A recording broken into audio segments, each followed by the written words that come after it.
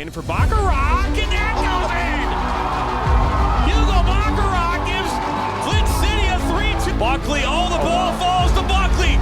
One-on-one with Etheridge. What a save! Welcome into the first ever MSN All-State Media Day for girls soccer. Jonathan Turner alongside Dan Stickrett.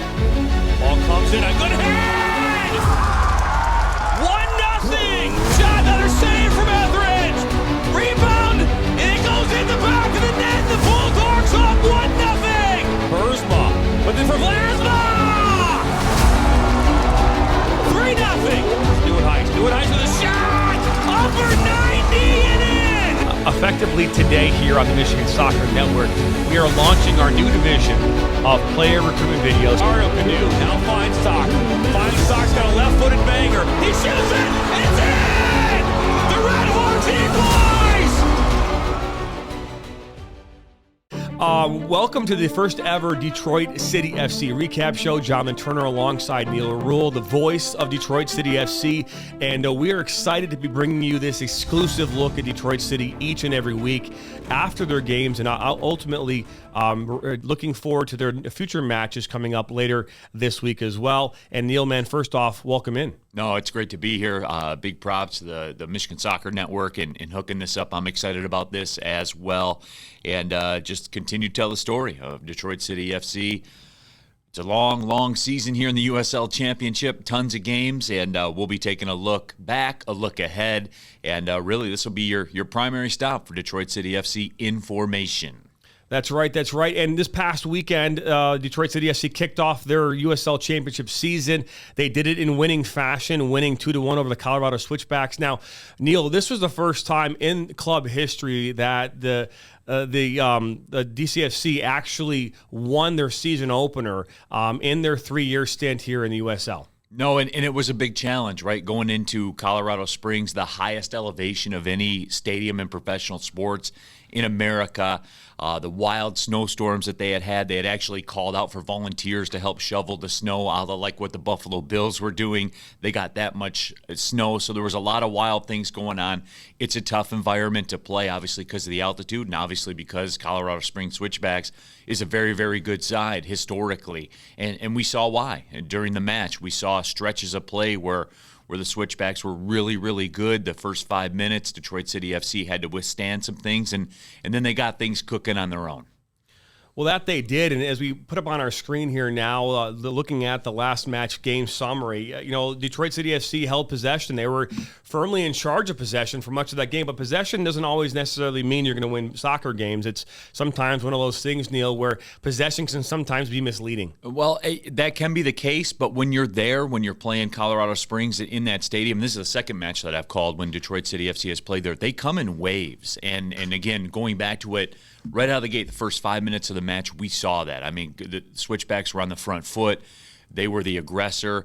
And then at about that 5-6 minute mark, Detroit City FC really seemed to settle into the match. And Coach Danny DiCicco did a great job. I mean, the adjustments that he made kind of on the fly, because, again, Detroit City FC was under heavy pressure to get things going. And then all of a sudden they took over the match in a stretch. And really what was big, and you saw this, and Elvis Amo was a guy that was a very, very vital piece for this Detroit City FC side to get. And that's something that even through the success of making the playoffs and beating the number 1 seed last year, they didn't have a guy like Elvis Amo before. And you saw that right away. When he got the finish, I mean, beautiful build-up, beautiful run-up to the goal that Detroit City got. And that was the thing that really, they took the pressure to the Switchbacks, and they got the finish on the goal. And it's one thing to get the pressure and have the possession and things like that, but possession with the finish is where it's at. I do believe that changed the entire face of what happened, because Detroit City FC went on to dominate that next 20 minutes of the match against the Switchbacks in that stadium, in that environment. Yeah, no question about that. And as you mentioned, Elvis, not a stranger to the USL, been among a number of teams. Matter of fact, played for Loudoun United. We'll talk about that here in a couple of minutes. But scoring 37 goals in his career, over 104 appearances, 105th appearance this past Saturday. And obviously got that opening goal in the 11th minute for DCFC. And then obviously in going into that second half, Colorado, they in that first couple minutes of the second half started to find some rhythm and ultimately scored the game-tying goal. No, and it's something, too, I talked about that during the broadcast that I was doing with Ross Davenport, where you knew, even going in up 1-0 into the half, you knew it was going to take more than one goal to win that match there in Colorado Springs, because it's who they are, and they get things rolling. And, again, they hit LaRouche with a wave coming out of the halftime break. And it was a beautiful playground-style execution on the set piece, and they were able to get the finish, and there was not much Detroit City FC could do about it. The execution was impeccable. And, it was the exact same feel where you knew that wave was coming, and they presented it. And, the Switchbacks got out on the front foot again, and they were taking the match. It was really an entertaining match to call. And I'll tell you what, if every soccer game was like that, then it far and away, it would be the most popular sport in America, too. I mean, it was back and forth. There was tons of action. It was high level. There was a lot of execution. And, it was one of those situations, too, where sometimes teams can beat themselves. And as that match went on, I think that's what the Switchbacks did. I mean, they kind of imploded mentally a little bit. Koa Santos, he was playing on a yellow and had one of the most ridiculous challenges I've ever seen somebody that was playing on a yellow have, and then looked inquisitive. He's like, "What happened?" I mean, what you did there. I mean, the tackle that you made was reckless, especially on a yellow card. So he got the red, and then obviously that flipped the entire match, and it was something that they, Switchbacks did to themselves, and they paid the price. Yeah, I was going to say that because you think it's indicative of being the first game of the season, right, for both, these teams. You're looking at it from the standpoint of, you get out there, you might not realize that you're playing on that yellow card. You're playing that as maybe a little tighter than you might normally be, and maybe a player like Santos didn't realize. And I know he's a professional, but it's a first game of the season. It snowed 2 feet leading up to that game, and there's a lot of other things going on. Again, the watching that game from obviously from here locally in Michigan on local 20 here in Detroit, I had a chance to see this game. And the pace in which this game was being played at was something that you don't typically see at this level, especially in the waves that you're talking about. Because I remember watching the high press coming and watching how quickly the teams were moving the ball around. Not something that you typically see in the first game of the season. You see them kind of be, I think, a little bit more cautious about moving the ball around, maybe a little more conservative, but they were really moving the ball around quite quickly in that game. And you mentioned the word execution, but both of these teams seem to be moving at a quick pace when it came to passing the ball around. No, and that's what the match dictated, and that's what you get to. It's different when you play the Switchbacks in Colorado Springs. It is different. They play with much more of a pace, and that's what really was impressive about what Detroit City FC was able to do. That those 3 points, there are not many Eastern Conference teams, if any more, this season that will go into there and get 3 points. It just doesn't happen. At that win, I can't underscore enough how big that win was, because those are golden points that not a lot of your fellow Eastern Conference competitors are going to be able to get. So that's a leg up for Detroit City, because as we'll get to in a little bit, the Eastern Conference this year looks a little bit different. When you look at the table and what's going on now, it's not the same as it has been in the past. No question about that. And let's obviously you mentioned Santos got the red card in the 60th minute, double yellow, and that led to. And sometimes you'll see this, Neil. And you've seen many soccer games where a team goes down a red, and that doesn't necessarily mean they play different. They continue to play the same way they were playing. Obviously, formationally, you have to make some adjustments, but you'll see teams still come at you. They don't want to waver off, depending upon what part of the match. But you did not see that from the Switchbacks. They continued to press. They even had an opportunity that Steinwasser had to come up with huge late in that match, and then ultimately in the 90th minute, in stoppage time, just before stoppage time, a newcomer in Connor and scoring that game winner in stoppage time. And what a great goal it was for Connor Rutz to get that goal and give the DCFC a 2-1 victory here on Saturday night. No, and again, Coach Dicchio pushed the right button, obviously, with Connor Rutz getting him out there. But I'm glad you brought up Nate Steinwasser, and I said this on the broadcast on Detroit 50. Nate Steinwasser, man, I don't know why, but he racks up season after season. Last year, I forget the exact numbers, so you have to mark me on this. I believe he was in the top 5 in clean sheets. He was in the top 5 in saves. Yet when people around the league and you hear the national USL pundits talk, Nate Steinwasser is not one of the keepers that's usually brought up, and I'll never understand why. I mean, I understand why. Because he's not 6'3", he doesn't have that build, that frame of what your traditional prototypical keeper is. You know the bottom line with Nate Steinwasser? You shoot the ball, he stops it. That's it. That's all, man. And he doesn't get the run he deserves. I'll never understand that, but whatever. He doesn't care. I talked to him, a decent amount. He doesn't care, man. He just shows up for work, stops the shots, and they move on. And you show me a big Detroit City FC win over the last couple seasons, I'll show you a big Nate Steinwasser save that happened in that game. It's repetitive, and it's something that always seems to happen. So, again, I'll never understand why he gets overlooked, but he does. And Connor Rutz got the finish. It was kind of a mad scramble, inside the mixing bowl there. And however you get it done, you get it done. I mean, are you going to hang that one in the Louvre?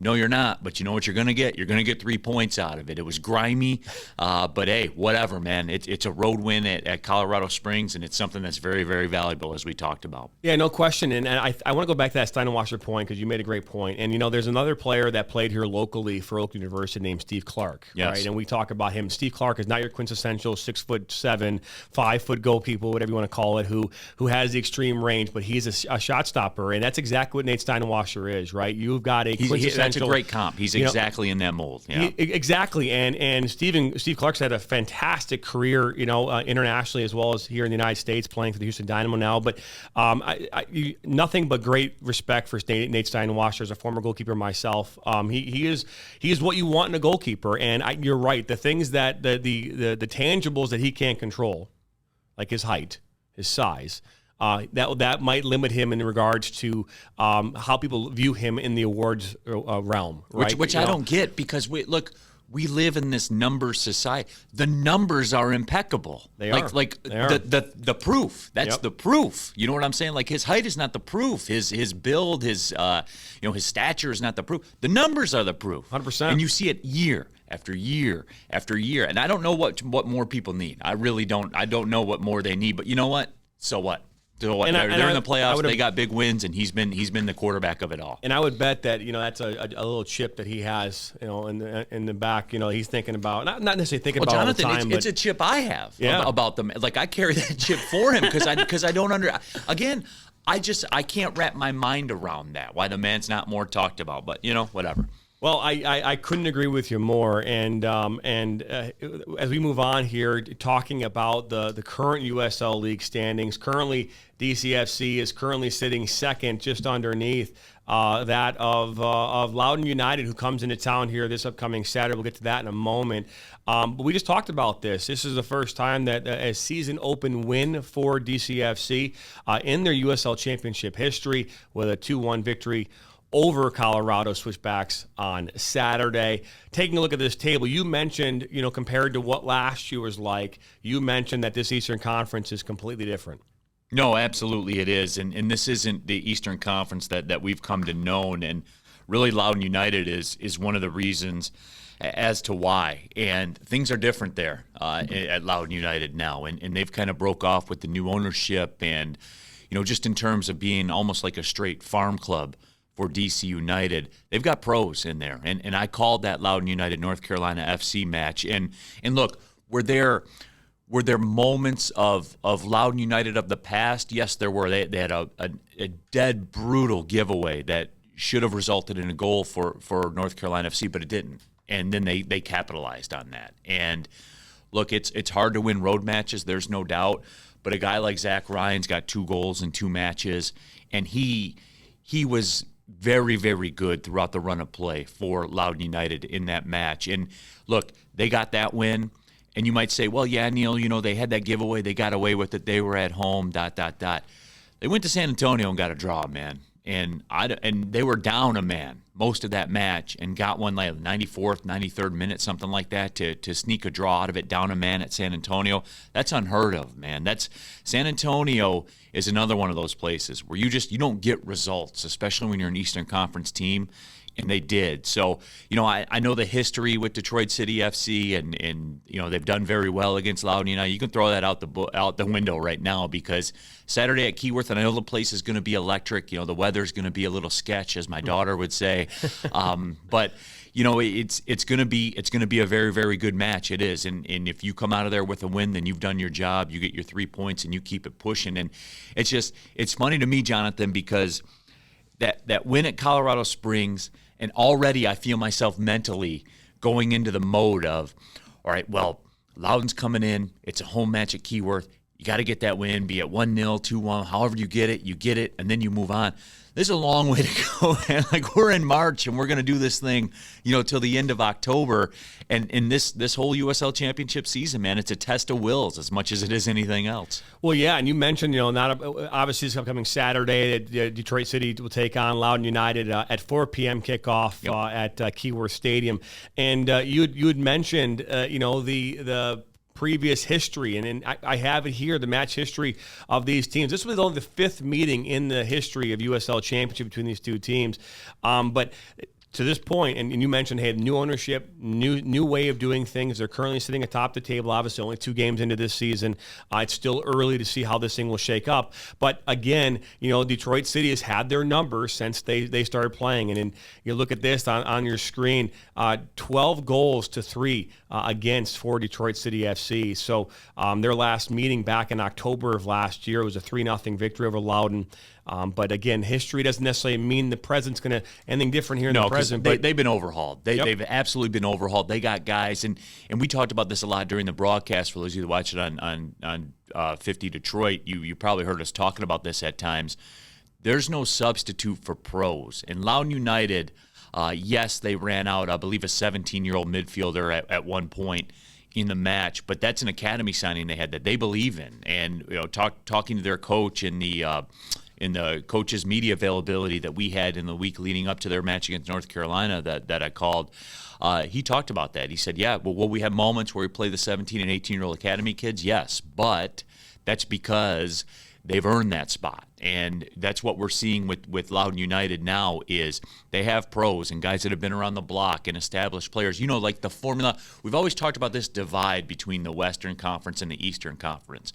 And you know what that means? You know what that technically means when you break it all down? Guys have played 100 matches in the USL, 150 matches in the USL Championship. That talent pool is a little more spread out now. Teams in the Eastern Conference have that. Detroit City has that now with a guy like Elvis Amo. So, as these Eastern Conference teams have reshifted their rosters a little bit, you're seeing the talent spread out, and Loudoun United's an example of that. Now, I know it's early, and they haven't clinched a playoff spot or anything like that, but as a guy that's been around this league for a while, they're different, and it shows.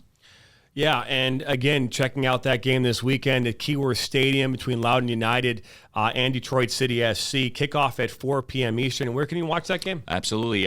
50 Detroit as well, ESPN Plus, since it's a match at Keyworth. John Krieger and I will be on the call on the ESPN Plus feed as well if you're not local here in the Detroit area. The CBS News Detroit website will stream it as well if you don't want to go the ESPN Plus route. So there's tons of avenues to catch it. And Detroit City FC, and I'm glad you brought that up, Jonathan, because ownership at Detroit City FC has really dug in about Le Rouge being one of the most accessible professional sports teams in America. You can get the matches, and there are avenues if you can't pay for it, if you don't want to pay for it, you don't have to. There are avenues out there to consume the product. They are the most accessible professional sports team in America. So get in, everybody, because it's going to be a lot of fun. So leading up to our next show that we'll do here, we're going to try and hang a bunch of DCFC stuff behind you there, Neil. Yeah, I'm going to try. I'll help you. I'll try to help you out with that. But hey, Neil, it was fantastic first show. You can watch this every single Wednesday, our recap show, Wednesday mornings here on the Michigan Soccer Network. Neil, any final thoughts before we wrap this thing up? No, I'm excited to do this every single week. Obviously, it is a long season, as you said, and this has been overdue, for Detroit City FC and for the fans. And I know, I know the Northern Guard and all the DCFC fans. They want to see more content. I'm happy that Michigan Soccer Network and myself and you, Jonathan, are really locked up together here, and we're going to do this every single week because it's something that I think A, the fans want, and B, it's something that is deserved because I know a lot of mainstream media in this town might not have a history with soccer and things like that, not fully understand what's going on, but that doesn't matter. We're going to put it out there, everybody. So continue to support this segment and everything, and every week we're going to be here. Every week.